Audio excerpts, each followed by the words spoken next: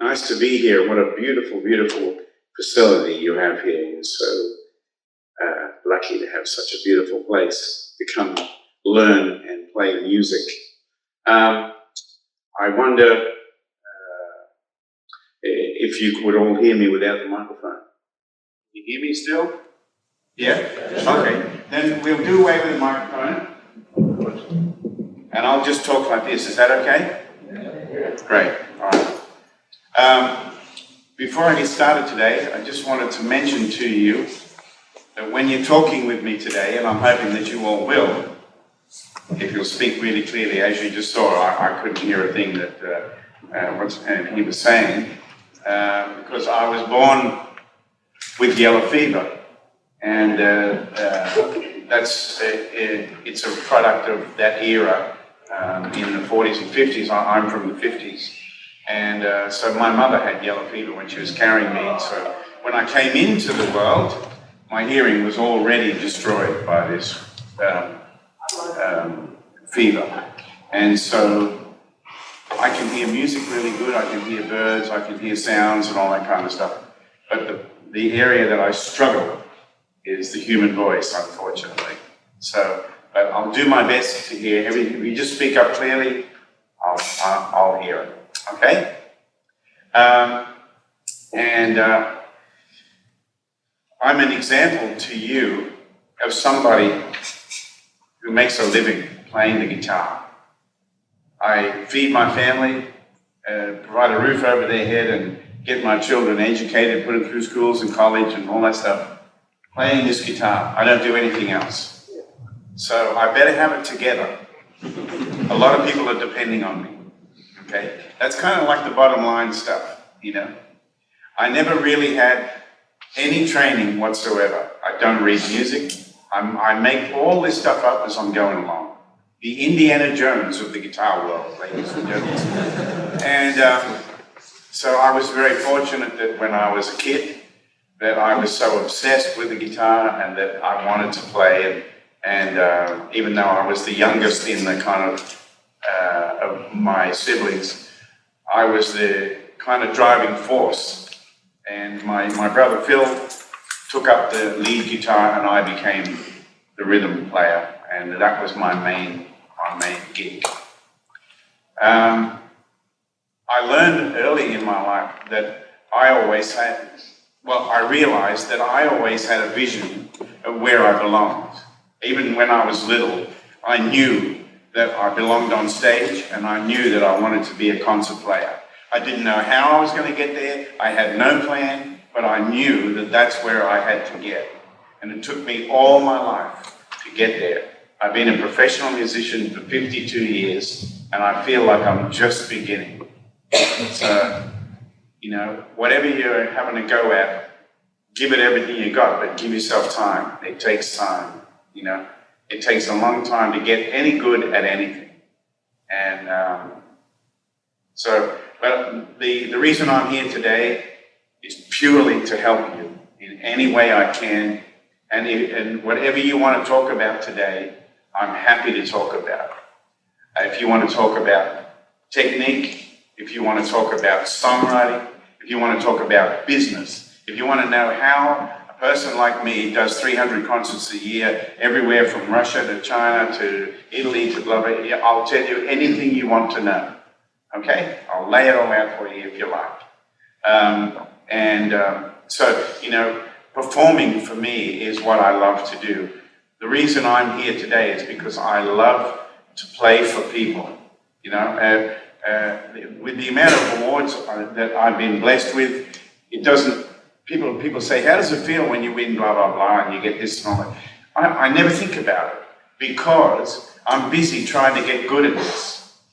And the only way I know how to get good at it is work, right? There are no shortcuts. It's work, it's hard work, and it never stops being hard work, ever. You know, sometimes people say, especially players who are really tuned in, and they'll say, oh my, how did you do that? It looks so easy. I said, well, it better look easy because I've been working on that damn thing for 30 years, and now I finally got it to where it looks easy. You know? So it takes time. I'll tell you that. Give yourself time.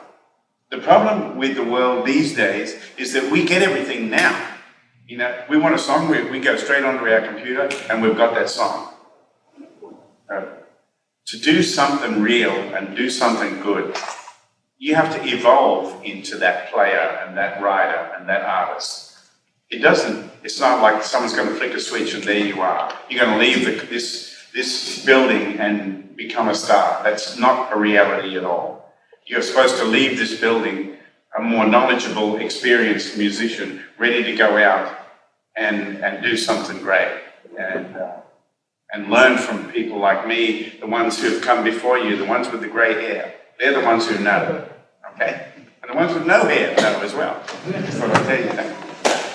Anyway, so it gives me a great joy and a great pleasure to be here for you today. Before I get playing, does anybody have anything that knowing you were going to be here talking with me today, is there anything that anybody would like to ask me or to hear? Yes, sir. Tommy, Knight tells me you tour with your wife.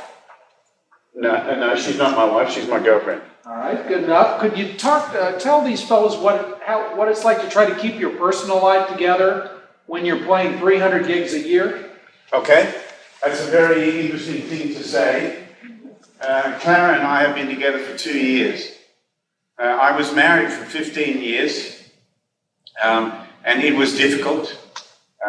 Because I'm away a lot. And I can tell you that the only part of my life that has been a struggle is being away from my children. But what I do is too important to me. I can't not do what I'm born to do. If I deny my gift and my calling, I'm doing the wrong thing. I know I have a calling and I know I have a gift. And I know I'm meant to share it, because when I play, something wonderful happens to people who hear it. I don't know what it is, but I know that I have to do it. So I go and do it. And I've told my children, this is the way it is, and we'll just have to make it work. And it was hard for many years, I'll be honest and say, it nearly destroyed me. But I'm at peace with it now, and I have been for a long time. But it was hard. As far as a relationship goes, I mean, we're really lucky. Clara loves the guitar as well. She plays, but her other gifts are she's a people person, she's a good organizer, but she's also she's a good cinematographer and a good editor. So she puts together all my little movies and things that we upload, and she knows everything I don't know about the internet and how to use it, which is great, you know. So I deal in wood and wire. She knows how to deal with computers. And there's no secret, or there's no whatever. It's a matter of, like in any relationship, give and take and respect each other and know when to give a person space, stuff like that, you know. And, you know, I know that because Clara's from Sydney, where I'm from, and we met in Portugal. So, you know, and I wasn't looking for a relationship and neither was she, but we ended up in one because it's just the way it was meant to be. But when she's away, I make sure that I call her at specific times so she knows I'm okay and I know she's okay. And that's it, you know, it's just really, really simple. And no one's ever asked me that question before, so this is a very interesting way to start a workshop. Personal relationships, I'm expecting, Oprah Winfrey to walk in and solve that. You know, so much of it has to do with how we treat each other, you know. I remember there was a story about the great Minnie Pearl. It was a great comedian of the Grand Ole Opry. And the first time she went on the Opry, she was so nervous she could barely stand up. Her knees were knocking, and she was, you know, what if they don't like me, and what if they don't get my humor, and blah, blah, blah. And the host of the show just said to her, just go out there and love them, and they'll love you right back. And it works. If you go out to the stage with the attitude of I'm here to do this for you, then I guarantee you the audience will give you what you give them, they'll give it back. And it's the same thing with nerves. Everybody, from time to time, suffers nerves. There are some people who struggle with it, who pace up and down, who can't remember things. Their mind is going and, what am I going to do if I forget a word or blah, blah, blah. The best thing you can do to diffuse that immediately is be honest and come out and say to the audience, I'm nervous and nerves are a terrible thing, but I'm going to do my best. And everybody will rally behind you straight away. An audience is not a judge and jury. We want you to do well. We do. That's the truth. That's human nature. We don't want to tear you to shreds. We want you to do well. So that's what I think anyway. I may be naive. You may be laughing at me saying, which planet does this guy live on? But I think I know a little bit about people. And I think people want you to do well, particularly if they know you're up against it with nerves or something, your hands are shaking or whatever. Tell them the truth. Tell them you're nervous and you're going to do your best. And everybody will rally behind you. So that's answered that part of the workshop on nerves. Because every time I do a workshop, people say, I get nervous and I can play really well in my bedroom, but when I walk on stage, my knees are going. So that's what I have to tell them. What you got to do is, if you do suffer nerves, is make sure, first of all, that when you're going to go and play, that what you're going to play, you're absolutely sure you can nail it, right? You can nail it with your eyes closed. So you're sure of the material, you're sure of the arrangements, your guitar's in tune, you're all prepared, you're dressed fine, you look fine, you're in a good place, and you know that you've done everything to prepare. Then if you get nervous, then it's going to make it difficult for you to play well. And that's when you have to say, I'm shitting bricks or something. You have to do something like that to break the curse, you know what I mean? And make yourself and the people around you feel a bit more comfortable. Okay? Anybody else have any questions at this time? Yes, sir? When you're always on the go, do you still find sufficient time to practice? Well, thank you. This gentleman, and I know he's a gentleman, I saw it on the door he came out of. This gentleman asked, with all the traveling that I do I find sufficient time to practice? That's a really good question. Sometimes yes, sometimes no. And a lot of times, it's how I feel, Sometimes you get obsessed with practicing. And so I had this little guitar in a zip bag, and I carry it everywhere with me. And especially if I'm working on something new, I'll hardly put I'll put the guitar away because I have to get on a plane. Other than that, it's in my hands. But then there are other days where I may want to break from it for a little while, and then when I get to the venue, get my guitar, and then I do the sound check, I end up playing for like an hour, and then I've got a show which is 2 hours of everything I can give it, But I go through stages of a lot of practice, a little bit of practice, and, It's kind of what I needed. When I was younger and living in the one place, I was living in Sydney, I practiced so much that I'd forget to eat and I'd forget to sleep. All of a sudden, the sun's up and it's like, oh, it's another day. And then the guitar's still in my hand, you know what I mean? And there were times when I didn't have much money, so I made the decision, do I want new strings or do I want a hamburger? I'll have the strings and I'll have a big drink of water or something, So I did all that, And I love playing a lot. And so when I'm home in Nashville, one of the first things I love to do is go to a guitar store and sit and play. So I get together with my buddies and play Django and Chet tunes and stuff, So it depends what's needed, Larry Carlton said it more eloquently than anybody. He said, practice what you must, but play what you love. And I thought that was really beautiful. Practice what you must. And by that, it means play this thing until you know you can nail it without thinking about it. Let me do a little description of a difficult arrangement arriving in a great place.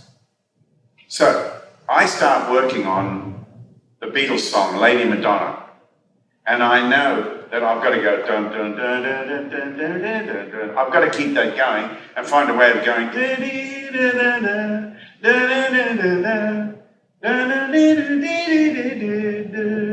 and I've got to do the two parts at the same time.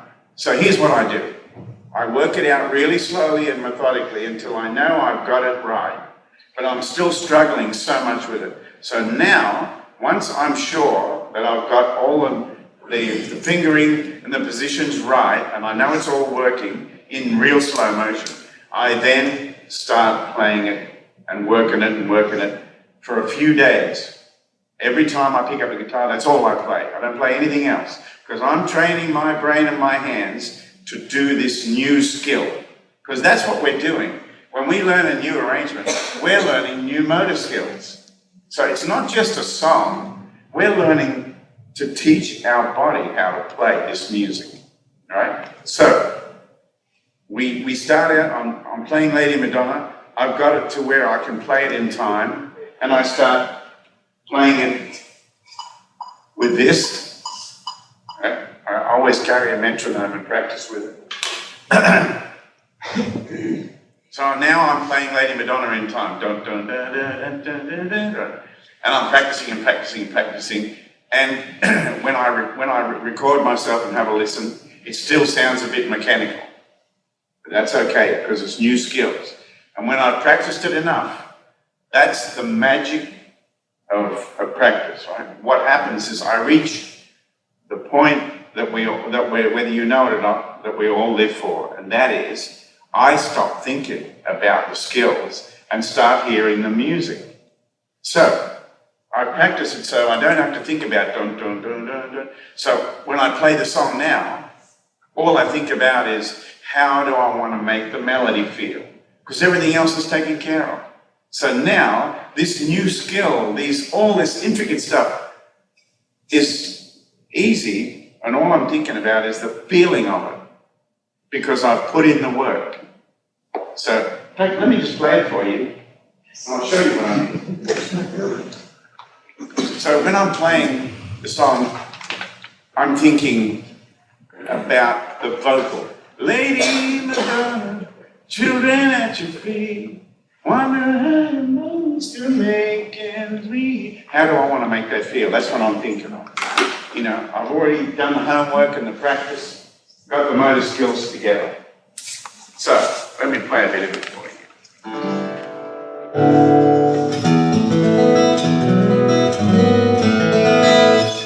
So you got the...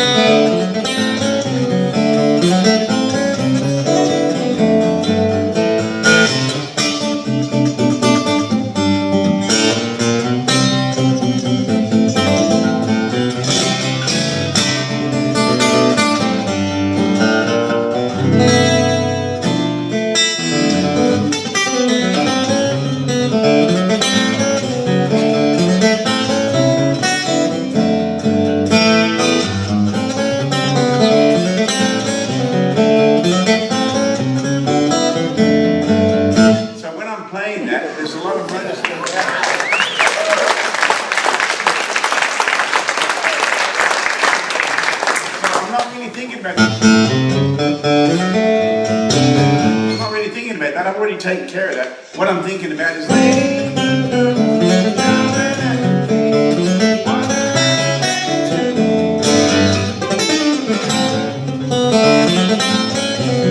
right? And when I hear people who are at that motor skill level, they sound like this.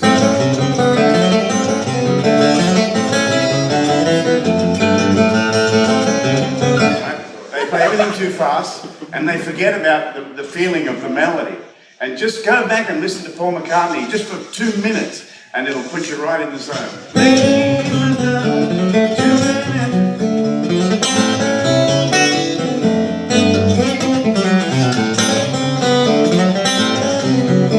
And I did the same thing with Day Tripper. I knew I wanted to have that's one of the greatest riffs ever written, and I didn't want to mess with that. However, I wanted to do something different that nobody else had done that would create some kind of better groove for me. So I come up with, I was thinking like a piano player. If I could play piano, I'd go da da da da ba ba ba ba ba and have this keep going. Right? So how's it going to do that?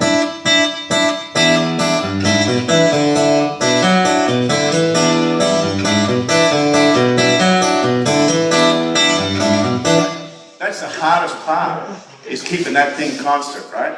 And if you're working on it, some of you may be, I don't know. If you are, just the key to getting it feel great is don't try to play the last note of the riff. Hammer it on. So you get... Yeah. If you hammer it on, everything works. Believe me, I exhausted every way of doing it. You know? So, and that was it.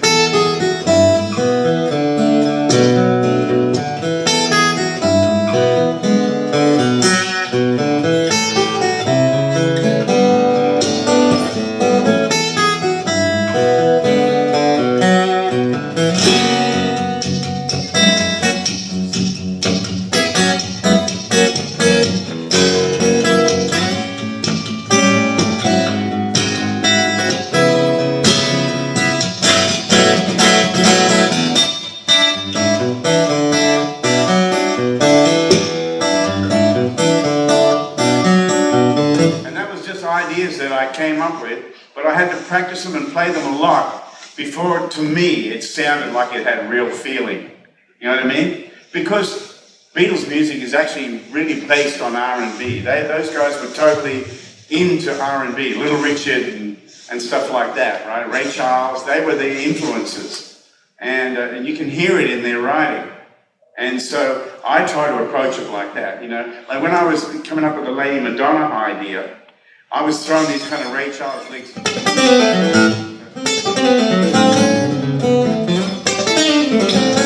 They're typical piano kind of thing. And then when I got to the end of the arrangement,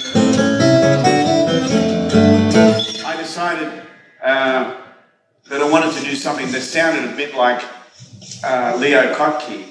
You remember, anybody ever heard Leo Kottke? I love Leo. Yeah, and he does this. He does these kind of.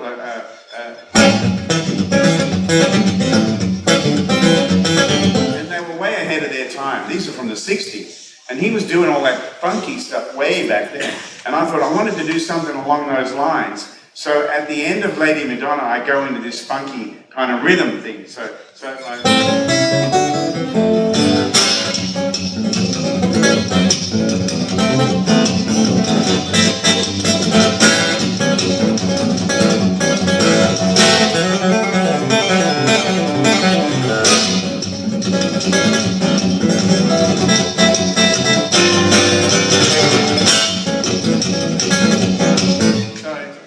It's like a funky rhythm thing, right?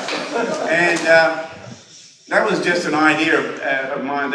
So I got the arrangement to that point, and then I had to just like slam it home at the end, you know, all in the name of entertainment.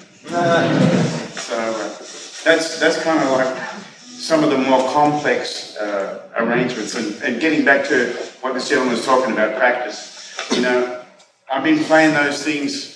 I think I learned Lady Madonna in about 1983, something like that. And I came up with the idea for in about 1990. So that's how long I've been playing those pieces. But I'm still working on them. And I'm still working on making them feel better all the time, you know. Let me play you another Beatles tune that I just did a recording for a fundraiser for the Linda McCartney Foundation. which raises money into the research of breast cancer. And I came up with this idea of a Beatles tune called She's a Woman. And it's a great tune to play.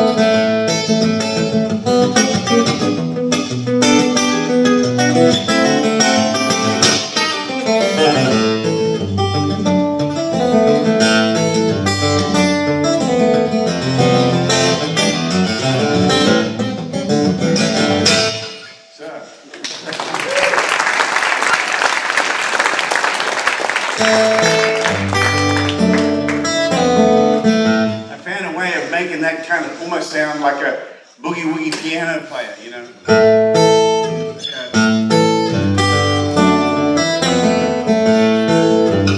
The bass going down, you know. And it's so much fun coming up with these ideas because the music that I'm drawing from, the Beatles, the songs are already there. It's just a matter of how you want to interpret it and make it your own, you know. Anybody have any questions at this time? Yes, sir.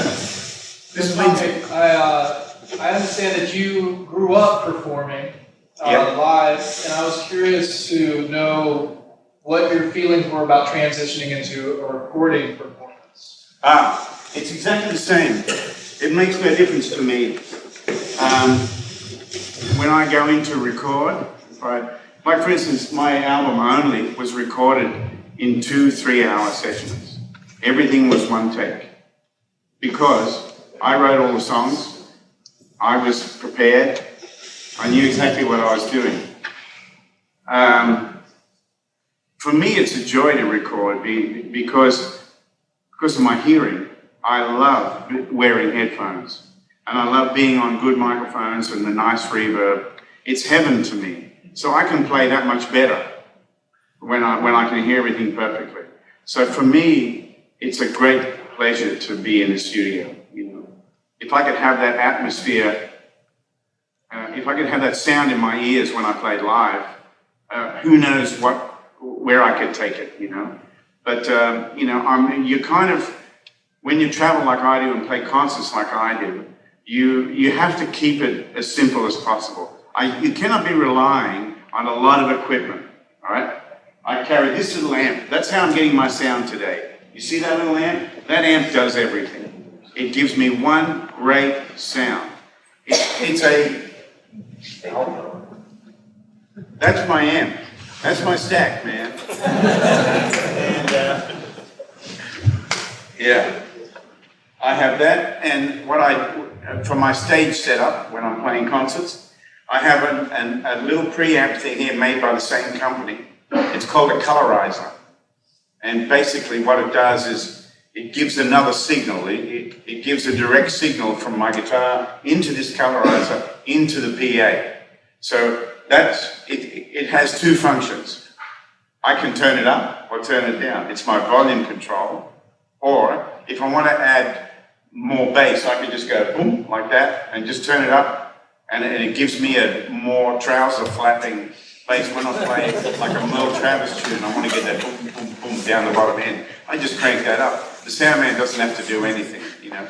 So that's one signal from my guitar into there, into the PA. Then I come out of there, into the amp, out of the amp, into the PA. That's two signals, two channels, and we put them in phase. And so I have direct and amp. That's how I get my sound. I don't carry effects and stuff on stage.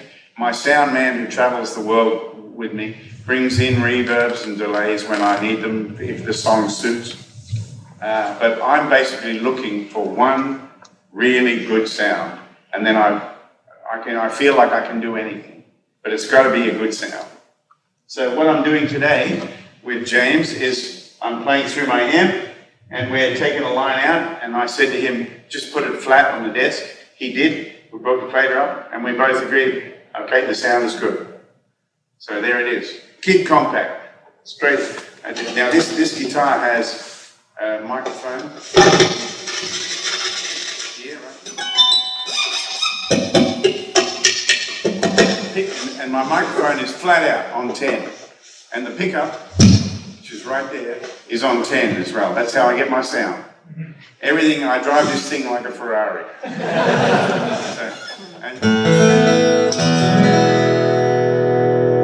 One good sound, that's all I need. And then there's things like if I want more bass, I just crank it up. Less bass. More mids. Get rid of those. No treble. No pickup, just microphone. No microphone, just pickup. I can do everything from right there. Walk out on stage and away I go. Nothing slows me down and stops me. And that's really, it's all about that. You find what really works for you. There are a lot of people traveling around, and there are a lot of, everybody has their own creative way of doing things. There are some guys who really creatively use loops and stuff like that, but then you're at the mercy of that. What happens if in the middle of the song, something happens, or you blow a fuse or whatever? What are you going to do? You better have something else ready. So you've got to be careful how much you rely on technology on stage. I'd rather rely on me doing the job I'm supposed to do than a bunch of equipment, you know? That's for sure. Yes, brother? Where is that microphone mounted on that thing? I'll show you. Hello, testing. It's right here. It's right there. It's a very old microphone. And in fact, this guitar is from 2003. And this here is a rubber plate. See that? Cover the hole, because nobody hears what comes out that hole. You hear what comes out there. Right? So get the sound good out there. You know? You hear how I covered the hole, all of a sudden all that ambient noise and the sound of me speaking disappeared. Right? When I don't make any move, you can't hear anything, right? But see that?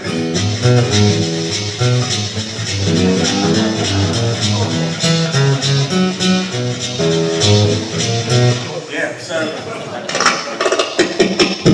so cover the hole and get the sound put out there. Too many guitar players, especially people playing acoustic guitar, they think that all that matters to them is that they've got their sound here in their own little world. So they're sitting here and they're struggling to get the monitor sounding good, and it's feeding back, and it's, you know, blah, blah, blah. And they finally get the sound how they like it, and then they're happy. And the audience are like, you know, it's not loud enough, or it sounds tinny, or whatever, because the guy doesn't even know what's going on out the PA, and that's really the most important thing. That's what the public hear. So when I turn up at a venue, the first thing I want to know is where is the PA and how much of it is there, because I want to use it all. You know, I want to use every milliwatt that there is, and every speaker and every horn, every driver. I want every frequency that my ears can stand, because I want to hear the juice coming out of this instrument, you know. And so what I do is, my sound man is a really fantastic guy, and I've been really lucky like that. I've had 3 guys that I've employed from time to time. And the guy who's working for me now, I've known him for a long time. He's from Australia, but he moved to America and he did a lot of things. I also work with him on the Olympic Games in 2000. He did the live mix for the Olympic Games, for the closing and opening ceremonies. That's a big responsibility and a big job. That tells me that guy knows what he's doing. But he also does stuff like, the first time I hired him here in America, the first show was in Cincinnati, and there was a big storm and all the power went out in the area where we were going to play, and we decided to quickly move the concert to the ballroom of the hotel where I was staying. And everybody were told, there were 550 tickets sold, everybody showed up except the PA. The PA was late. And so the crew were working like mad, and the audience are all out in the foyer of the hotel. It was mayhem. Anyway, so they get all the speakers in, and man, it was a bit of this and a bit of that. It was a Russian, some of the Russian cabinets, then there were PV cabinets, and then a Bose box, and it was a bit of this and a bit of that. And they got everything set up, and I heard him, he said, start playing. So I started playing some tunes, and I could hear him going through all the frequencies. And then in about 2 minutes flat, boom, it sounded just like that, right? In about 2 minutes flat, he mixed the show from standing over on the side. You know, that's like how good he is. But nowadays, we're playing concert halls. Most of the PAs are what we call line arrays, like this here.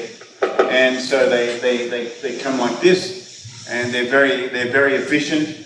The speakers looks like it's going straight ahead, but people right here can hear what's coming out there and all that kind of stuff. So I start playing, and I can hear him getting my signals up, and then he'll just go through until he thinks he's got it pretty right, and he'll stand like this for a while and let me mess around until I'm happy, and then we're both happy, and we do that. And then I get them sound on the monitor, get my mic right and everything, and away we go. It's like, okay, we're ready to do a show, you know, because this sound comes out there, and that's the most important thing I know. Get a great sound, and it'll touch people's heart. If you've got an awful sound, doesn't matter how good you play, nobody wants to hear it. It's annoying. So get a good sound, get a good tone, you know? Let me play you something a little different. Yeah. I'm going to use some mid-range frequencies here now.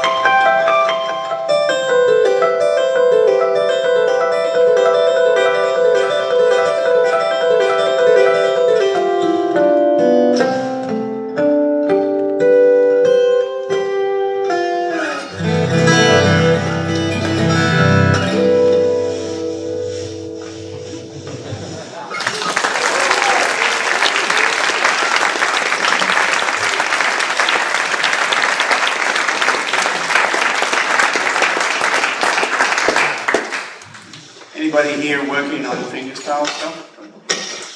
Yeah? Oh, good. What sort of things are you working on? Just traditional urban kind of. Oh, yeah. Having a hard time. Yeah. Any advice? Well, yeah. Let me tell you that the key to playing fingerstyle stuff properly is to have an independent thumb. That's the most important thing. All the other stuff you can learn along the way, but you've got to get your thumb taking care of the backing, so your fingers are free.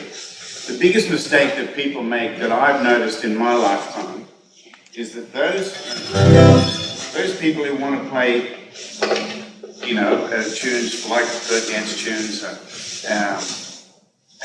traditional kind of tunes, Doc Watson tunes, Merle Travis tunes, the biggest mistake they make is they play the second note as with their fingers, so you get like that. Right? If you do that, you'll never be able to do the music properly. What you've got to do is have the thumb do all that. So, you see that? The fingers are doing nothing. So the thumb has to spell out the bass and the rhythm part, right? The thumb spells that out. And when you're playing this way, the rule of thumb, if you'll pardon the pun, is that the first note of every bar, of every chord, should be the root note of the chord you're in. So if you're in C, it should be C, right? Then you change to F, it should be F, G, C, E. See that? That should be the rule. Then A. So, if you do that and don't let your fingers get in the way, what I used to do when I used to teach people privately when I lived in Sydney, on the first couple of lessons, I used to get the person to sit down and I'd get out a roll of gaff tape and I would gaff their fingers down on this hand, so that because the fingers want to come up, they're rebellious digits. They want to come up and join in that liberating thumb. But no, you don't want to do that. You want to get the thumb totally independent. So, right?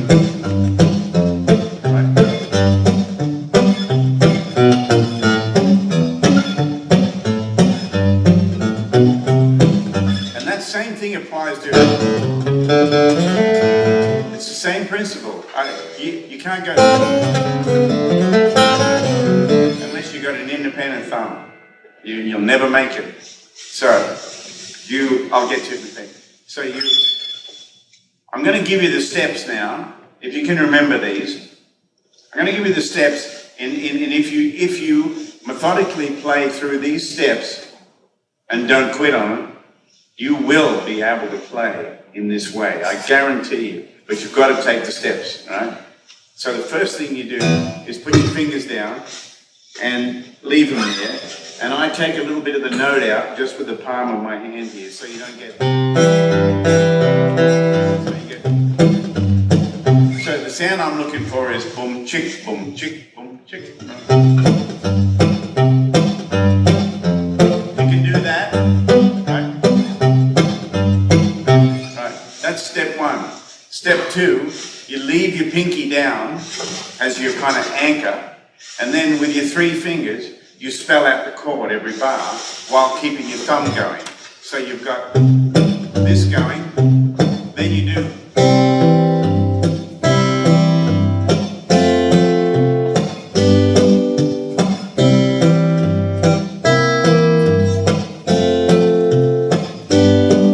It sounds like kindergarten, doesn't it? And it is. But when you haven't done it before, oh my God, it's a mental conundrum and you'll feel like a total klutz.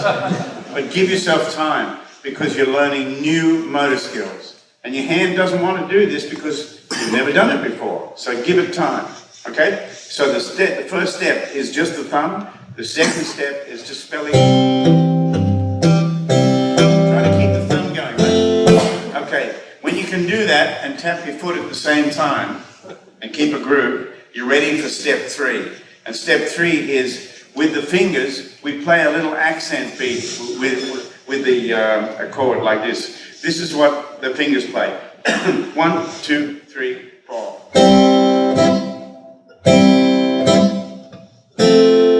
Right, that's what the fingers play, while the thumb keeps going. So.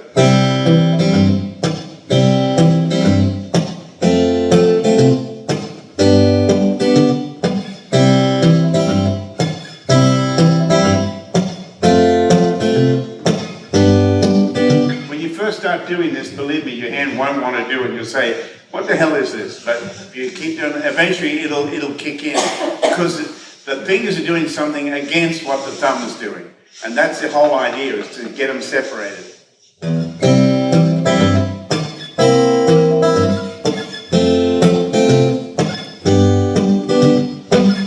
So forth. So that's step 3. Step 4 is now you start play arpeggios with your fingers, spelling out the chord while keeping the thumb going. So what your fingers play is this. And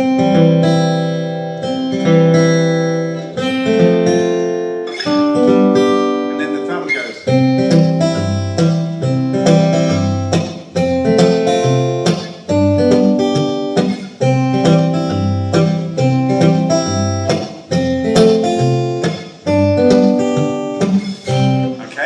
So you're spelling out the chord, keeping the thumb going. By the way, a week has just gone by in your life. Your thumb is swelling up and going blue. Your girlfriend's left you. Your dog's howling because he's hungry, because you're practicing. So that's step 4. Now, if you can do step 4, you're ready for step 5. And step 5 is learn a song. And the very first song that I teach everybody when they play this style is a tune called Freight Train. And the reason I choose this song is, first of all, it's a nice song, it's simple, and you've got to start with simple songs. Don't try to play things that are way beyond you and expect to get them. You're kidding yourself. So, we start with simple songs. So we're going to play it in the key of C, and the melody's here.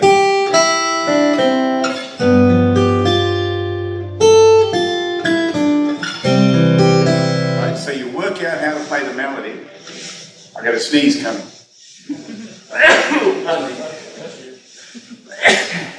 And again. Thank you. So you work out how to play the melody.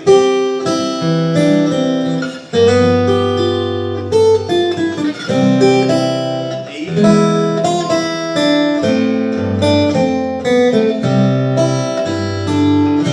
Work that out, and then you slowly work it up, keeping the thumb going.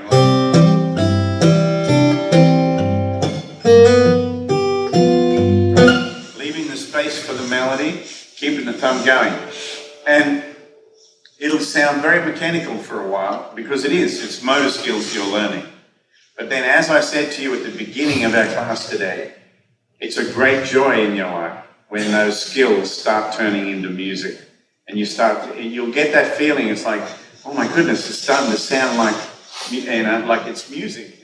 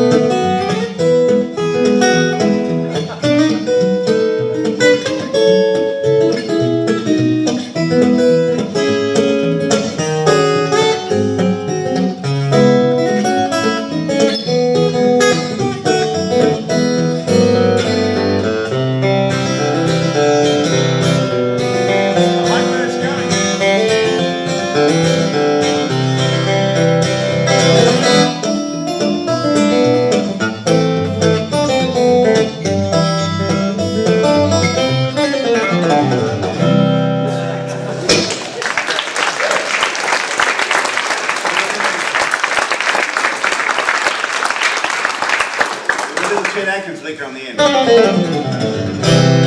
Yeah, so that was Freight Train, and that should be the first song you start with. Keep it real simple. The reason I did a key change is because I figured that we'd all had heard enough of C for a while. Let's go somewhere else. You know what I mean? Yeah, bro. Is there an artist that song is by? There are lots of artists. Yeah. There are some traditional ones like Elizabeth Cotton. She's probably the one who made it popular. And Chet Atkins did a great version of it. Yes, brother? Okay, I noticed you play with the thumb pick. How did you get comfortable playing with the thumb pick? And do you finger pick with your fingers, or do you grow out your nails? Because My nails are no good. then how do you get consistent playing with the thumb pick and like getting a consistent sound with the pick and your fingers? I practice. I've always played with the flesh of my hands. My nails don't sound any good. I've got a callus here that can leap a tall building in a single bound. But here's the sound of my pick. That's the sound of my callus. There's the pick, there's the callus. You can't really tell the difference which one's which because I've developed it that way, you know? So I'm looking for a certain sound and that's the way I go. Most other guitar players who play in this sort of style, they all use acrylic nails. And acrylic nails are great.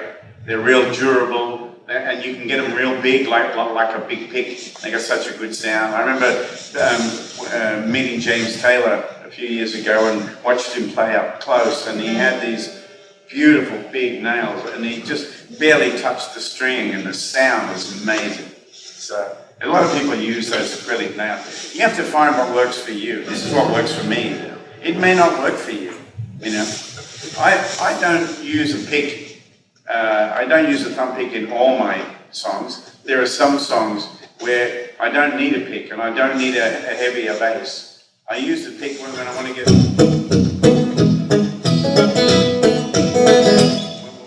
that kind of power into the bass end of my playing. Like Merle Travis's, the sound that Merle Travis had when he was young was off the chart. It was so good.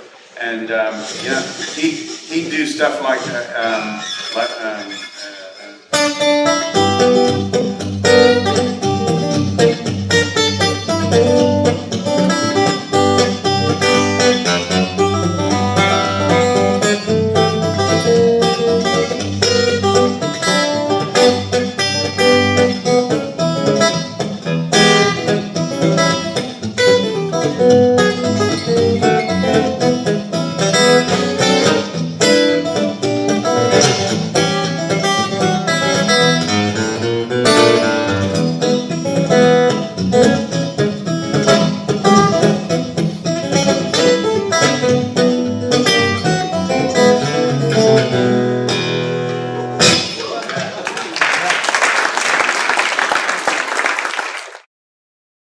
get used to the thumb pick going, you know, because it's only ever been used for that, you know. So it took a while, you know, and it was really when the years that I worked with my brother and we play stuff like Sugarfoot Rag and Yakety Yaks and things like that, and I'd have to go.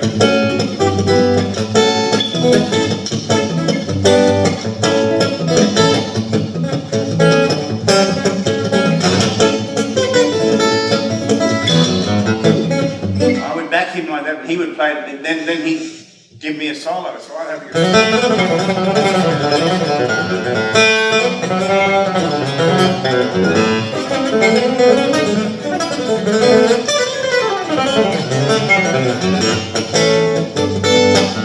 So I'd have to do that. So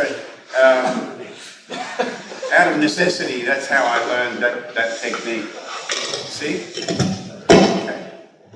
Anybody else have any questions? Yes, brother. Yes, How did you start learning chords? I learned a lot of chords because I learned a lot of songs. It was really songs that taught me about the instrument. And then, of course, you know, when you're meeting players all the time, everybody has their own way of interpreting music. So, you know, I steal as much as I could from the next guy, like everybody did. We all beg, borrow, and steal from each other. That's how it gets handed on. But, you know, I'd meet a guitar player who had a totally different way of playing tunes, and he he would play different chords, and so I would say, what's that, you know? But, you know, I mean, compared to guys like George Benson or Joe Pass, I have a very limited vocabulary as far as chords and knowledge goes. And I'm still learning, I'm still working on that part of my abilities.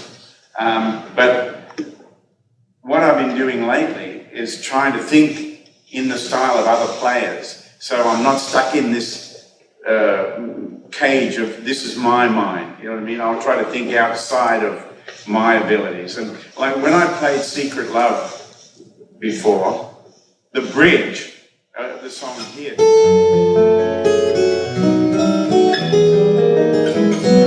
you know what I did? In order to come up with that, I said to myself, I've got to think like Lenny Breau. I've got to think differently than how I think. And I said, every chord has to be slightly bent and unusual and nourishing to my ear somehow. And so what I did is I made every chord change slightly different. So the first one, it's unresolved. There. And then instead of going, I went, so, and I did all that, and then,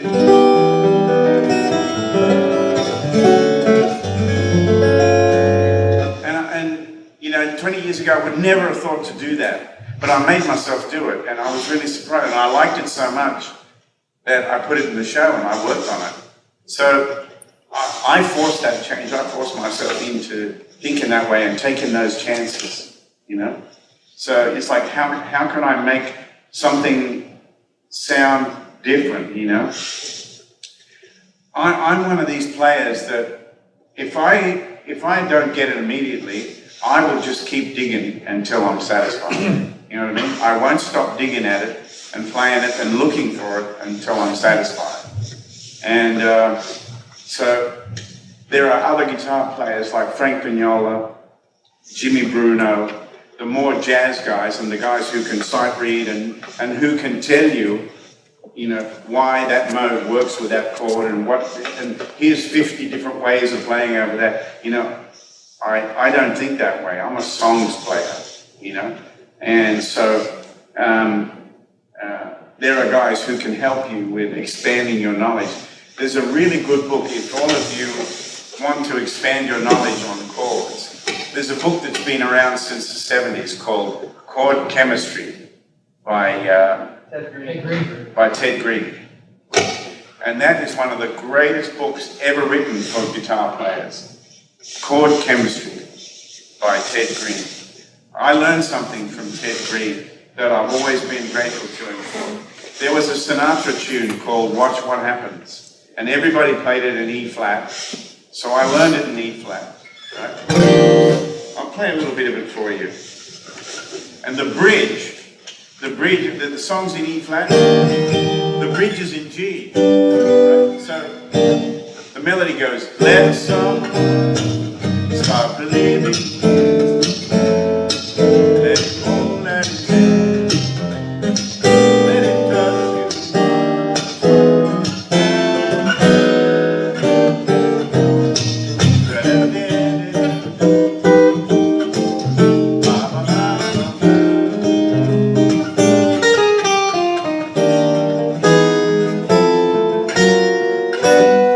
Now we're in G.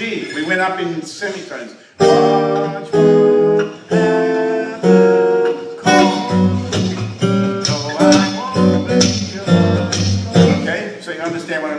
This is what Ted Green did, and I love it. I've never heard anybody do it. Instead of going up in semitones to G, he went like this. One of the coolest moves I've ever heard. It was E flat major 7, E flat major 7, D E over D, A with a C sharp, D raise 9 raise 5. G major 7. Wow. And this book that I was telling you about, Chord Chemistry, it's full of that stuff. So I can highly recommend it. Earl Klugh is another guy and he lives in Atlanta. Do you know Earl? Earl's knowledge, being around George Benson so much, is fantastic. He really, and he's got so many, incredible. He's got great chordal knowledge. I really admire Earl so much. So, yeah, brother. This is just a personal question. Do you like Bob James at all? Listen to Bob James at all? Bob James, the piano player. Yeah. He played a lot of Earl too. Yeah, well, I've heard a lot of things he's done over the years, of course, with Foreplay and the early Earl Klug albums and stuff. I never did buy any of Bob James's albums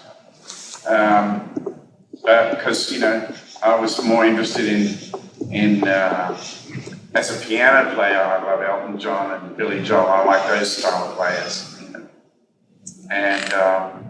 But there are so many great ones. Diana Krall is one of the best piano players to come along in 50 years. She is incredible. She really is.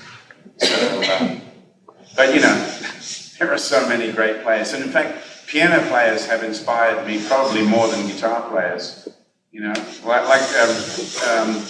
On my last album called Little by Little, there are two versions of a great song called Moon River, which is a Henry Mancini song.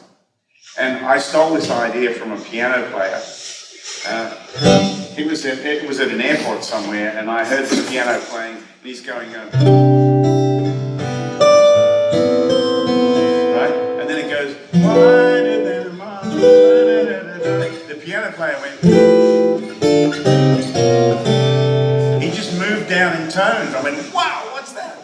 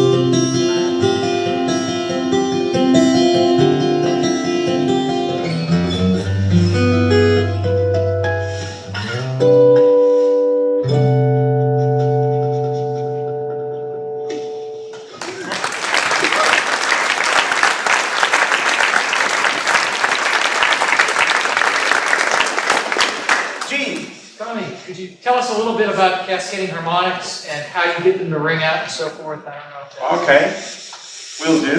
What were you going to ask me, brother? I have two questions. That was a question. One of the things you used to, the other one was actually about writing songs. Writing songs, good. I was going to get to songwriting. Yes. I see how you got all kinds of areas and chords. It's not from average C, D, and G, And, yeah.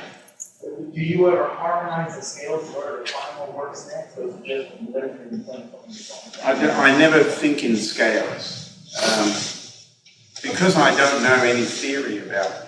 If you ask me to play a Mixolydian mode, I bet I do play it, but I can't tell you what it is. I bet I play it and I use it, but I can't name it. But when the thing about songwriting is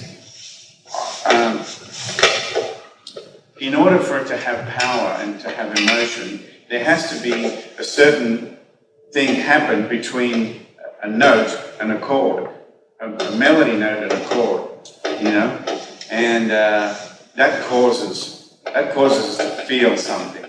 I'm going to get back to the harmonics thing in a minute, but just while I'm on songwriting, let me give you an example. A melody without the right chords underneath it doesn't say much, right? But a melody with the right chords underneath it can say so much with so little. Right? I'll give you an example. Here's a song of mine called Ruby's Eyes. Right? And the melody is really simple. And I'll play the verse melody without any backing. And then I'll play the same thing with the chords, and you feel it, what it does to you and to your imagination. So here's the melody.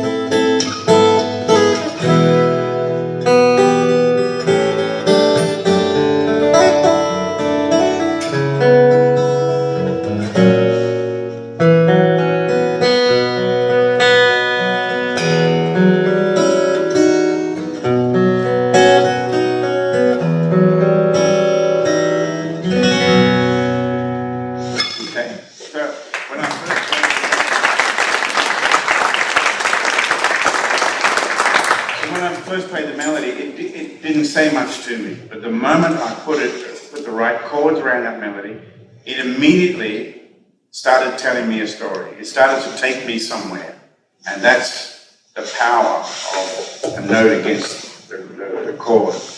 And I learned that when I was a kid, just by hearing good songs and being drawn to them, and then saying, why does that touch me so much? It's just that, you know, but it's that note against that chord. And I think it's something that you can learn, and I encourage you in your songwriting to listen to great songwriters. You know, too many guitar players listen to each other. They're all out there trying to impress other guitar players, and that doesn't mean much, you know.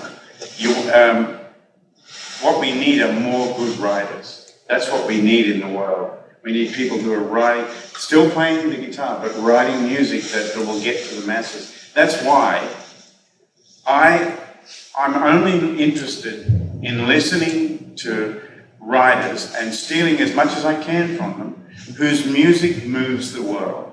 They're the ones I'm interested in. I'm not interested in people who noodle away on a bunch of chords, especially in open tunings, and say it's a song. It's not a song, it's a bunch of chords and you're noodling away, you know? I'm waiting to hear someone make a statement that touches me in the heart. And the people who do that on a grand scale are the ones I want to learn from. I want to know what they're doing and how can I do that? Because I want to reach people and change this world the same as they do, right? But that's my goal. So I always recommend to people, if you want a songwriting lesson, go and get Elton John's Songs from the West Coast and listen to the whole album over and over, because it is one of the greatest songwriting lessons that you'll ever have, you know. But then there are so many great songwriters out there, and you can learn from them all. You know, I remember, can you remember the first time you heard?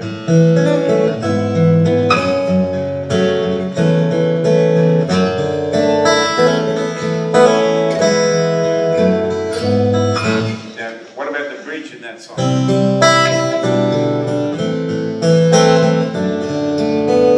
One of the greatest bridges ever written in a song, that song, Eric Clapton's song. And that song in itself is such a powerful piece of songwriting. It truly is.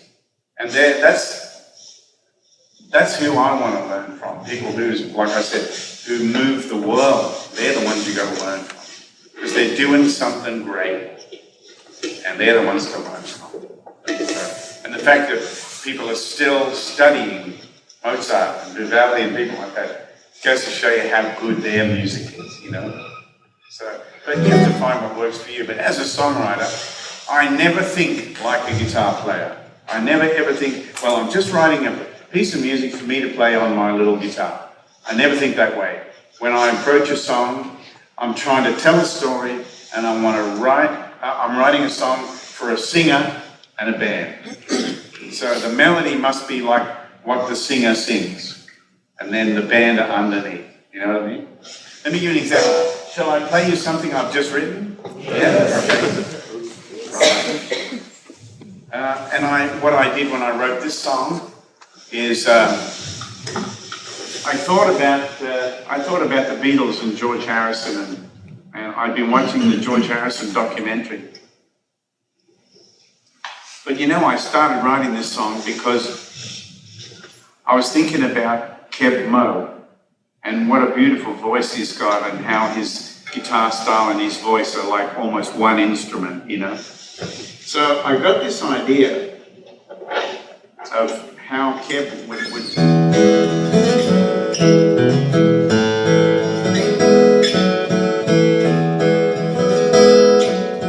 I was playing that little riff at the airport one day, and I had that idea and I kept it. But then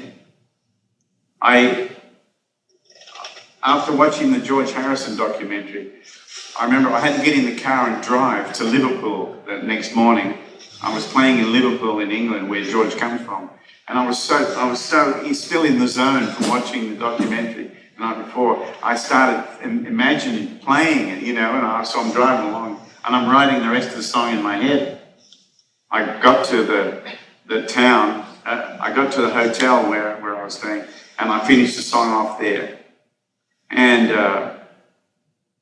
then I was looking for a title for the song, and I remembered when I turned in to the street where I was staying, it said Hope Street, and I said, that's the title of the song. So this is Hope Street. Let me play it for you.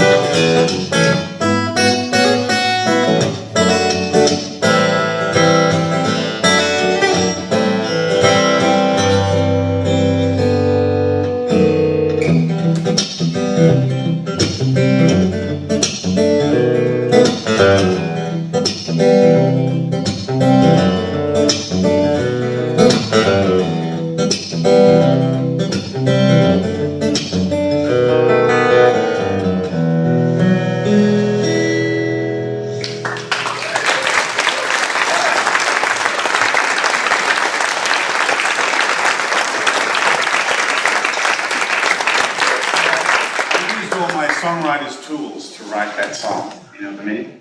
I used everything that I could muster up, and ideas, and you know, one of the best things that you can do is listen to good songs and learn them and see how they're constructed and why it works so well, you know, all that kind of stuff. But see, it's different when you're writing instrumentals. It still has to say something, you know, and that's it. You know, I'm trying to tell you something without using words, trying to paint a picture for you and take you somewhere without using words. And it's an interesting process, that's for sure. Somebody had their hand up. Yes, sir. Maybe this is a weird question. Where do you find you do your most writing? Like, do you do a lot of writing on the road? Man, Not as much as I'd like to. It's kind of like I have to be inspired. I have to have an idea. I have to have something to write about. You know. Sometimes I get an idea, and sometimes I'll forget it, and then it'll come back to me later or whatever. You know. Some of them escape. You know, at airports, you'll get an idea. Oh, this is a good idea. You're going to get on a plane, and then you know, my manager wants to have a meeting or something, and it's like all the stuff that I've got to remember. Boom, it's all gone. You know. So, normally when I'm writing a song, I use repetition to remember everything. I just keep playing the same thing over and over and over until I can't forget it. Somebody had their hand up there. Yes, sir. Earlier, you were showing off the microphone was in there. You were doing something where you're doing like kind of like a fader in your Are there any like songs that you do where like the customer quality of the guitar is like a big part of it? Well, years ago when I was writing for the electric guitar, I would do all my demos on a 4-track cassette. Right? This is how long ago it was. And I put down. I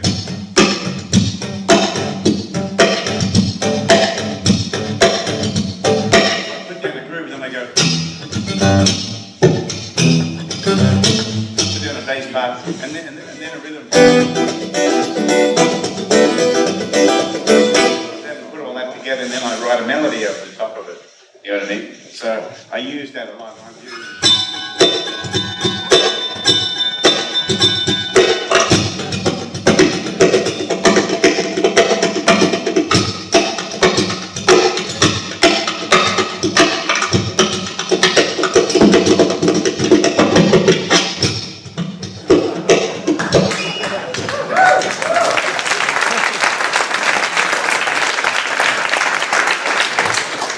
Yes, sir. Nice to hear from you. As far as dynamics go, you always seem to have another gear you're able to go. Like it's almost like there's not an end to how loud you can go. I have several gears. Yeah. But it always seems like you do, but you're always able to do it, like you're able to do it as loud as you can, and it doesn't break up. Is that just a technique, or is that also the way you got things set up on your guitars? Yeah, see the guitar, not many people run their gear the way I do, but I do it specifically because I'm looking for every frequency. So my guitar, the pickup's on 10, the mic's on 10. Most people would be way afraid to do that. You cover everything, right? But if you cover the whole up, and then you know how the guitar responds, you know, I can be...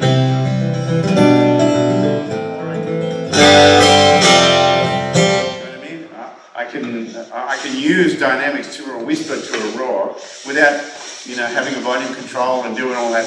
You can do it all here, and so it's a matter of how you use it, you know. I've played some shows that have been big open air things with 100,000 people out there with like PA as big as a building, and I've said to the guy, just give it everything you got. And he said, oh, you know, floor it. And so he'll turn me right up as if I'm AC/DC, and I'll still play with the same kind of dynamics. It'll be just unbelievably loud. I've done that several times. Because, you know, I get booked, it's really weird. I'm a solo acoustic player, but I get booked on blues festivals, jazz festivals, you know, classical events, bluegrass festivals. I play the same stuff at every one. I don't cater, except that on the big blues festivals, I just play everything much louder. Like when I did a few dates with Deep Purple, so it was me and Deep Purple. You know, like, it was weird for them. It's like, who's this guy playing solo acoustic guitar before us? It was like, you know, Steve Morse knew me, and it was fun, you know. But I can tell you that I at the end of an hour, I was ready for the ambulance to come and get me. I put out so much physically that I was ready to collapse. You know, just the sheer what's the word? I'll find the right word in a minute. Just the power of what I had to do with all those people out there. People as far as you can see, and it sounds so big, you know. It was massive.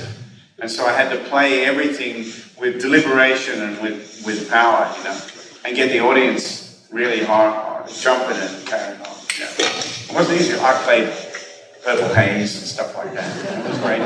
Yeah, brother? How long do your strings typically last? I just use them once. Yeah. I change the strings right before the show every night. These are Martin strings. I carry Martin and Diodario with me on the road. I never use coated strings. I don't want coated strings. I want to feel the string. But you know, when people ask me, what's the best strings? The best strings are the ones that your guitar likes, not necessarily the one that you think are going to be the best, you know? And by that I mean, when I put a set of strings on, I want this thing to be so perfectly in tune and sound great and have beautiful overtones, but it's more about the tuning. And I remember the predecessor to this guitar, I couldn't put Martin strings on it because the G string always felt like it was the wrong gauge and the guitar would not tune up. As soon as I put Diodarios on, man, it was beautiful, and GHS and stuff like that. But this guitar loves Martin strings. So, but you know, the other thing is, if you change strings as much as I do, you'll find that you have to vary the brand. Don't use the same string every night, because the guitar gets used to it, and all those brilliant, the brilliance and the overtones, and those overtones that are in the string, they cause little frequencies. They are the frequencies that tell your ear it's a beautiful acoustic sound, even though it's electric. You know what I mean? And so you get the best overtones from brand new strings. You know, it's almost like, you know, when you hit the bottom of a grand piano, it goes whoa, like that, and there's a certain vibration in the thing. That's what you're looking for out of your guitar, in the PA. And I can get that with brand new strings.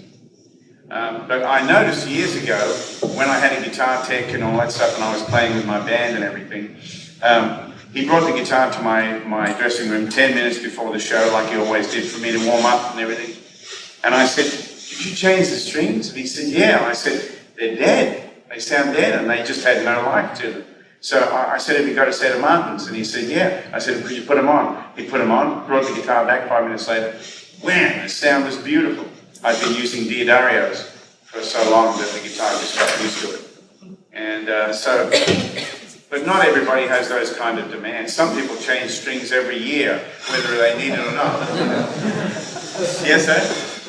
I have a question. We were talking about great songwriters, and we were also talking about piano players. I wanted to hear if you had any, what your take was on Billy Joel, and if you have any tunes by him. Billy Joel's one of the greatest songwriters of all time.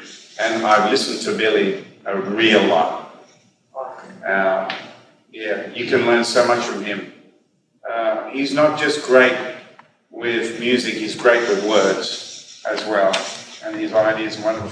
Have you ever heard there's a box set of Billy Joel, and the fourth disc is one of his workshops. Did you know that?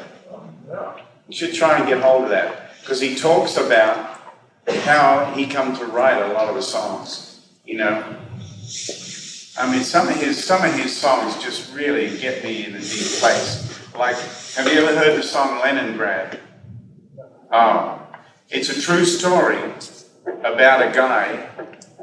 Well, I'll recite the words to you. That's how much I love the song. I know it goes, Victor was born the spring of '44 and never saw his father anymore. A child of sacrifice, a child of war, another son who never had a father after Leningrad. Went off to school and learned to serve the state, follow the rules, and drank his vodka straight. The only way to live was drown the hate. Russian life was very sad, but such was life in Leningrad. Isn't that incredible? That's Billy in the late 70s. And it's a true story about this guy. He became, Victor was sent to some Red Army town. Victor was sent to some Red Army town. And became a circus clown. The greatest happiness he ever found was making Russian children glad. The children lived in Leningrad. It's a great song. Children lived in little towns, hid in the shelters underground. In the shelters underground. Oh, I wish I could remember the rest of the words. But anyway, it basically talks about the Cold War, you know. And then the last verse, if you ever see the video of it, it's really moving, because Billy played a show in Leningrad and the guy he wrote the song about came backstage, Victor, right? And he said, and so my child and I came to this place to meet him eye to eye and face to face. He made my daughter laugh. And then we embraced. We never knew what friends we had till we came to Leningrad. That's beautiful. But then the music sounds Russian, but it's written by Billy. You know, it's a real masterpiece. Real masterpiece. You want to hear a Billy Joel song? Yes, please.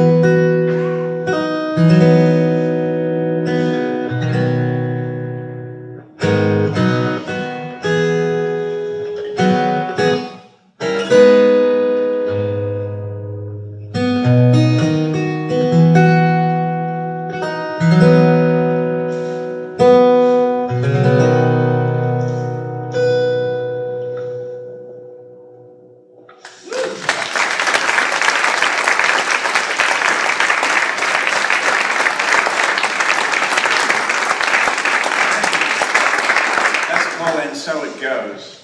And I must confess that I took a little license with it and changed it round to make it into an instrumental, because I didn't get a chance to tell you the story in words. And the little bit in the middle was, well, let me just explain.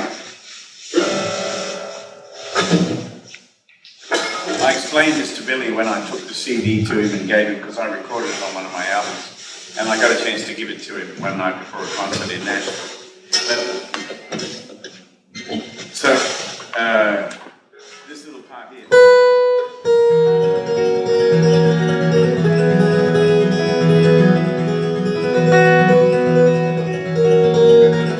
That's not in Billy's song. You know what it is? It's the Beatles. Yeah, yeah, yeah.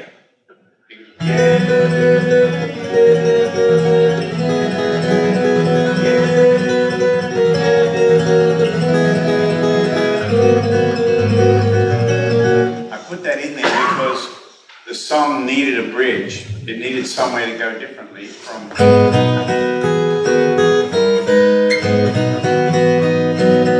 It needed somewhere else to go. And I have not only listened to Billy, but I've researched him and his life and how he came to get to where he got. I was interested. And he said in a workshop once that the moment that changed his life was when the Beatles were on the Ed Sullivan Show. And he saw them and heard them and said, I'm going to do that. That's what I want to do. The moment he saw John Lennon and Lennon's attitude and the way he sang and everything, he said, I'm going to do that. And I remember in the 70s when Elton John was gigantic, and then along comes Billy Joel, and they said, oh, are you trying to copy Elton John? He said, hell no, I want to be Paul McCartney. Yeah. So that's why I put that in there. It's a little kind of way of saying, I know a bit about who you are inside. That's why I did that. Somebody had their hand up. Yes, brother. All right, good. Let me just finish this question. So after writing songs, what about something? Yeah. And now you're here, so I can play the guitar, play music, and you're not there. The way that brings well about this is, I'm going to record music, have fun, great, and rent venues out. And get to where I can sell 500 tickets consistently, work where I can sell 1,000 and then 10,000 PDs out. I can actually do the venues myself. But what do you think about that business track? What do I think about it? The business track. The business plan? Yeah. Oh, well, so you want to start out in halls of around 500.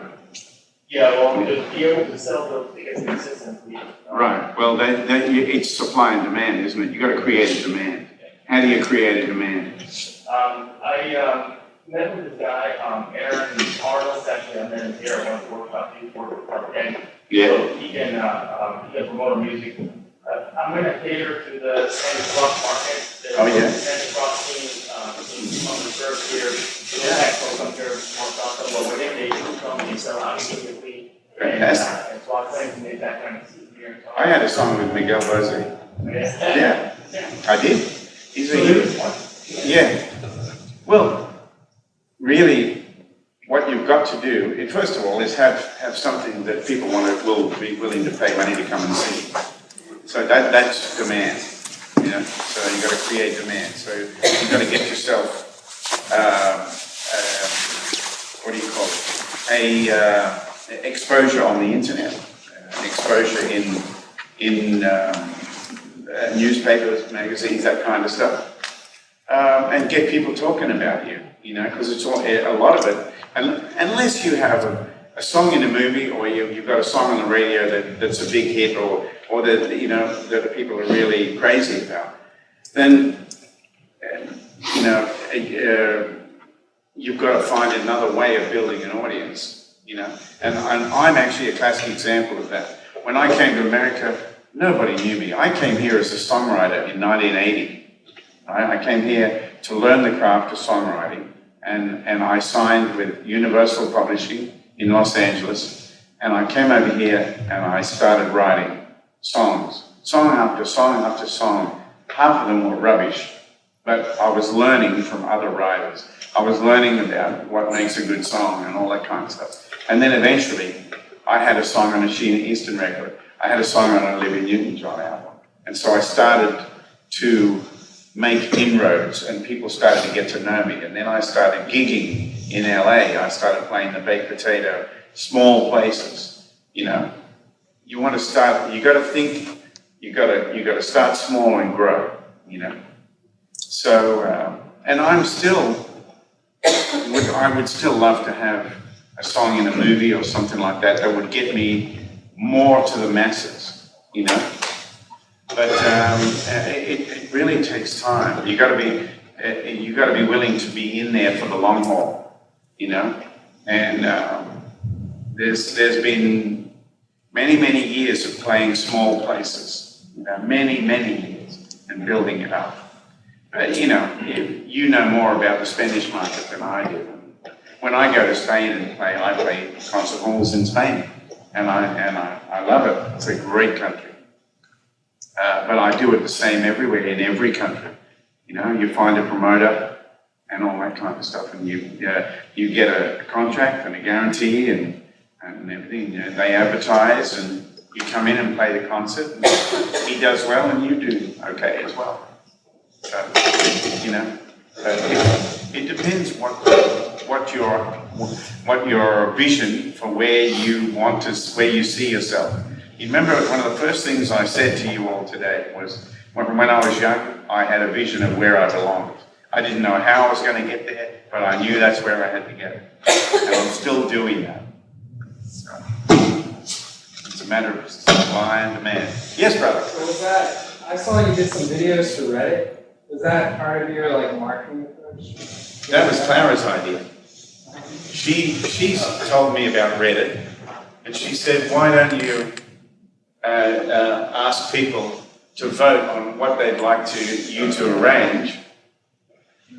And so people started writing in like crazy, and of course the top three were Purple Haze, Jeff Buckley's Satisfied Mind, and Dave Brubeck stuff. And we shot all three little videos, each one take in my house one afternoon quickly, because we didn't have much time. So I didn't have time to really go be thorough about it. But it was fun, and a lot of people saw it, and it was a good exercise. I'd love to do it again. You know, some of the suggestions people made, I listened. A lot of people love Radiohead, and they wanted me to come up with an arrangement of a Radiohead song. But I couldn't find a melody that I would want to throw myself into. But I certainly could. Purple Haze and stuff like that. Absolutely. That's a lot of fun. And the Dave Brubeck stuff was unbelievably challenging.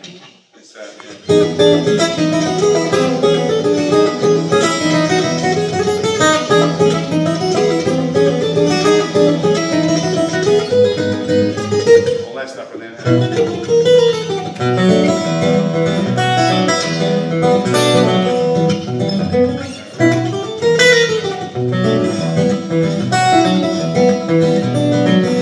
fantastic songs, you know. So I just kind of put that together. But that was another way, and I'm always interested in finding ways of being able to expand myself out into the world and connect with people, because a lot of people are on the internet a lot more than I am, and Clara is much more switched on to a lot of sites like Reddit. So she's my guide in that way, you know. So it's a lot of fun doing that stuff. That's for sure. Oh, I've got to show these my harmonic technique, because my friend Gene over here asked me to do that, and I'll tell you what I'll do. I'll just play a bit of the Beatles song Michelle for you, and then we can kind of dissect what I'm doing. I'll show you.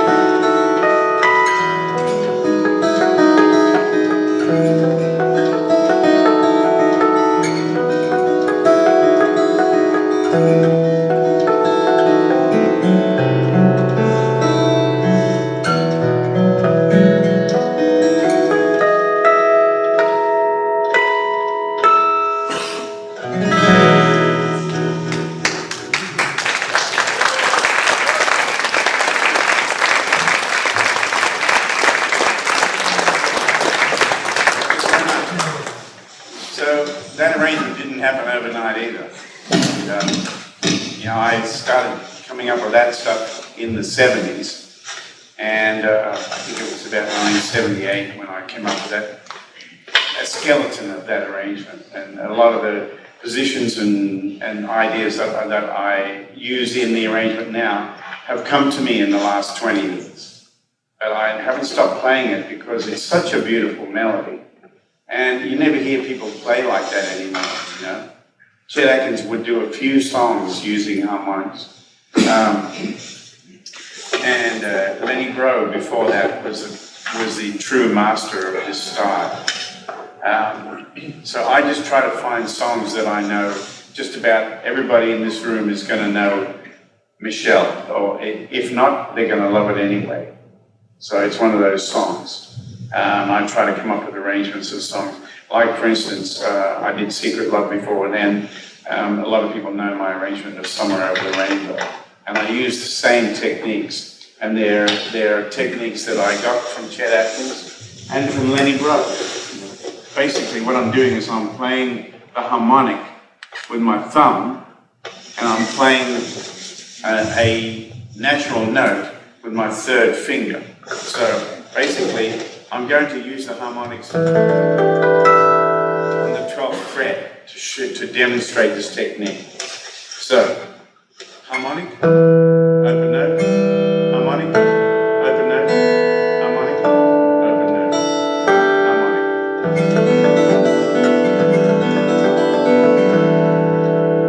They all ring into one another. You see that? Now, if I want to make it a major seventh, I'll just do this.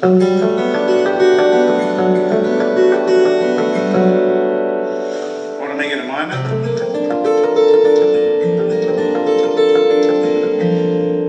The key to doing it properly and to doing it well is that when you play those long arpeggios, that your ear can't tell which one's the harmonic and which one's the natural note. That's why some people say, oh, they're false harmonics, or they're not. That's a false statement. They're real harmonics, they're just not all harmonics. Okay? So, let's take a shape like D9, okay? And I'll start by playing a harmonic on the 6th string. Come up the octave.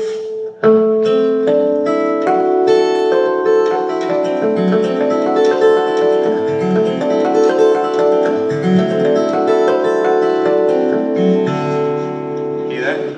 The other thing you've got to remember about this style is that this hand has to have a lot of strength to have the kind of control that it takes to make all this nice and clean. Because when you first start doing this, this hand hurts like hell, the thumb especially. And you've got to get used to that feeling of holding a chord position like that for a long period and make it nice and clean.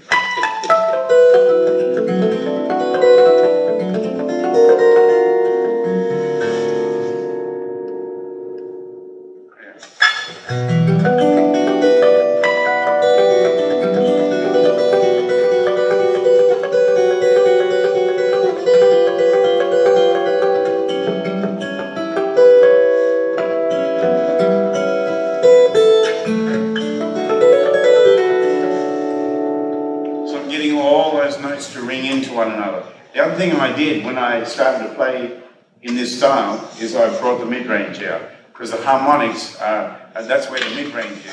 So if you heard the sound, it's almost an obnoxious sound when you hear the guitar like that. But without that kind of mid-range, you're not going to hear those notes.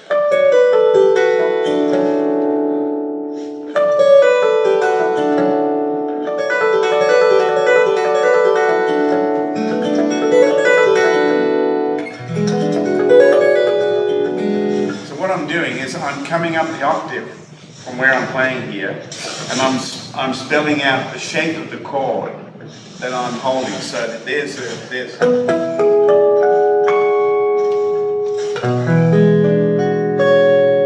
right. So I come up the octave and I just pick it out.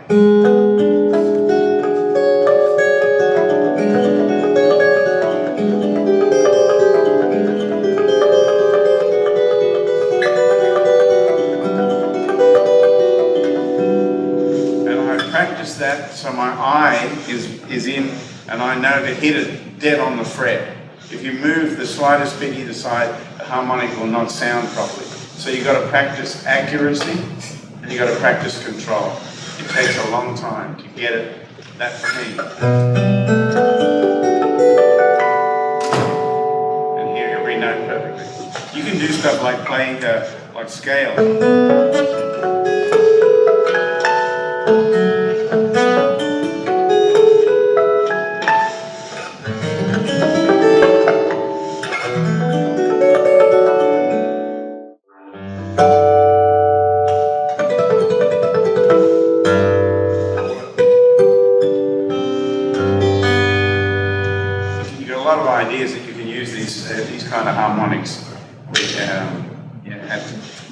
nice ending to a song.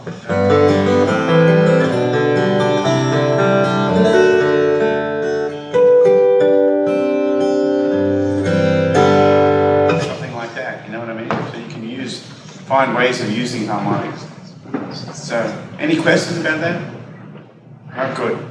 Okay, I think we're nearly out of time. How are we going for time, James? Okay? Yeah, it's 9:30. Yes, sir? I have a question on songwriting. Is there a formula you have or a way that you write? No, there's no, the formula is that there is no formula. No, the formula is that there, I have to be satisfied.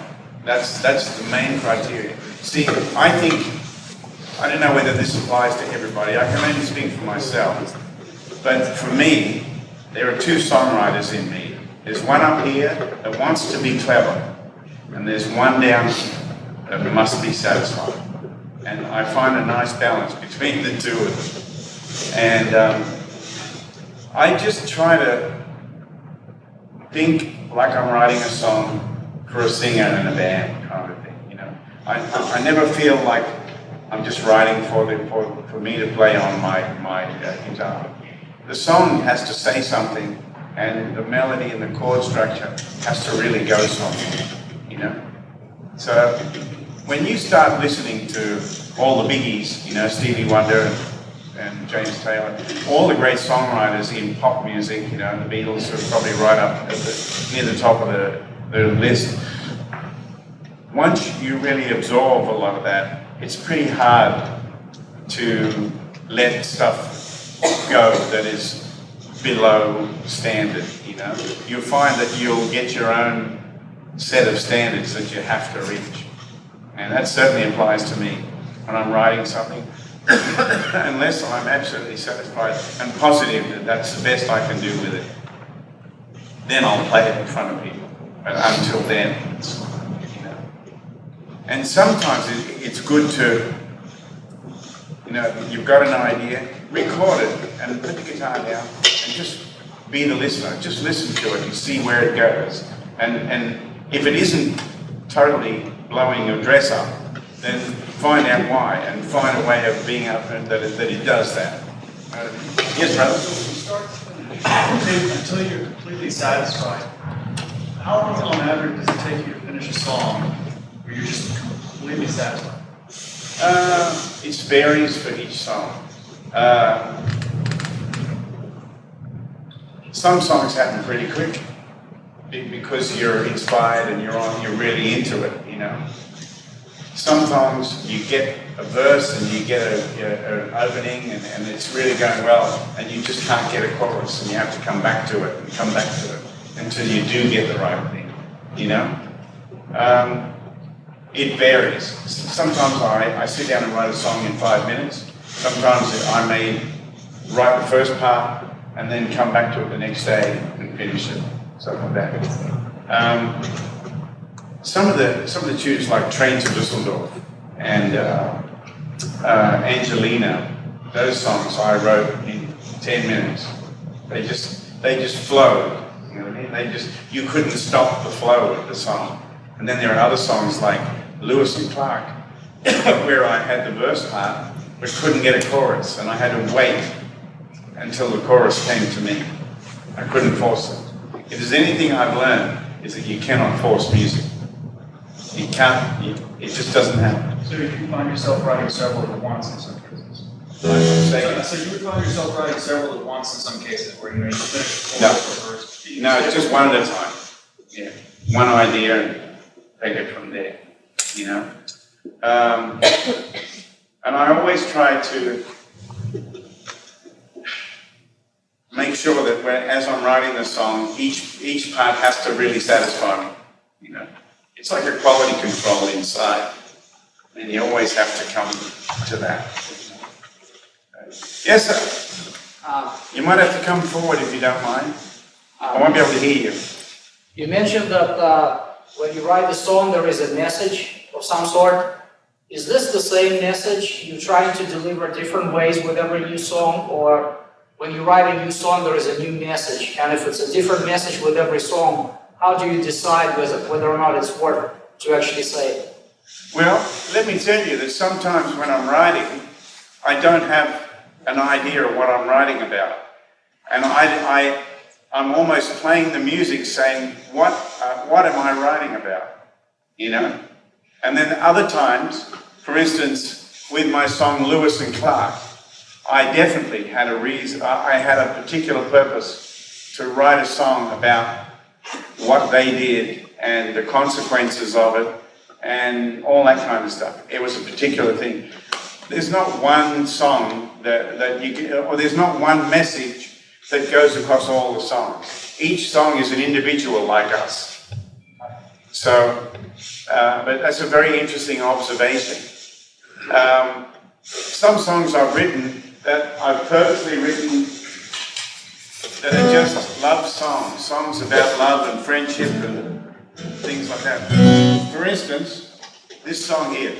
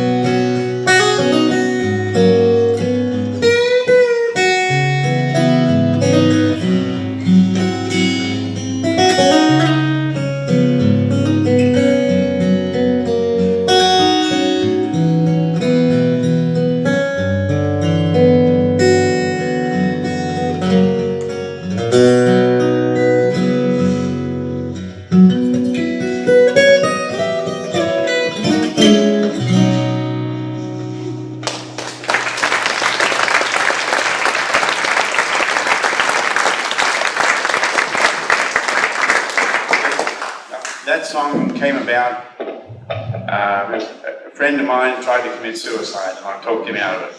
And that's where that song came from. It's called Stay Close to Me. And it's about love and friendship. But you can hear that the song is inspired by Stevie Wonder, James Taylor, Mariah Carey, people like that. It's inspired by listening to that kind of music. You know?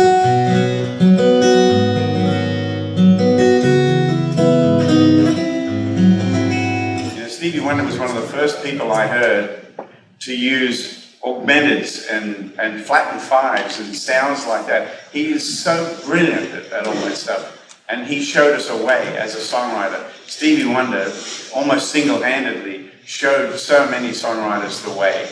Not just in his singing and his playing, but the way he wrote songs. It was absolutely incredible. And I think Stevie Wonder is one of the most talented people on earth. You know, he really is. So, and he'd be probably the first to say, hey, steal everything, I don't own it anyway. You know, so, you know, so many of his songs had, you know,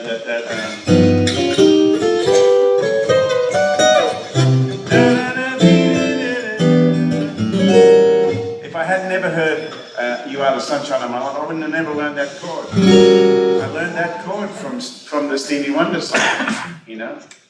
That's why I'll always be around.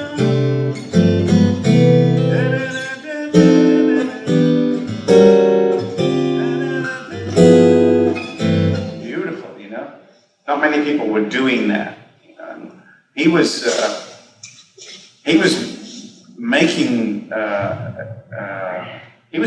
taking music in a different direction all the time. He was adding jazz in there and calling it R&B, and everybody said, "Oh, it's Stevie Wonder, it's R&B." Very jazzy, you know. It was very cool how he did that. And so when I wrote "Stay Close to Me," you know, I drew on my roots. I drew on the things that Stevie Wonder did. There's another song of mine called "Drive Time," which I tried to do the same thing. I tried to just do something, totally different, you know? And so I had this little turnaround, and I'd been listening to James Taylor's album, New Moonshine, which had some killer songs on it. And I didn't copy anything, but I got into the mood of writing this song by listening to JT. So I had this little turnaround, which the bass part is anticipated. I'll just count it in so we all know where one is, okay? 1, 2, 3, 4.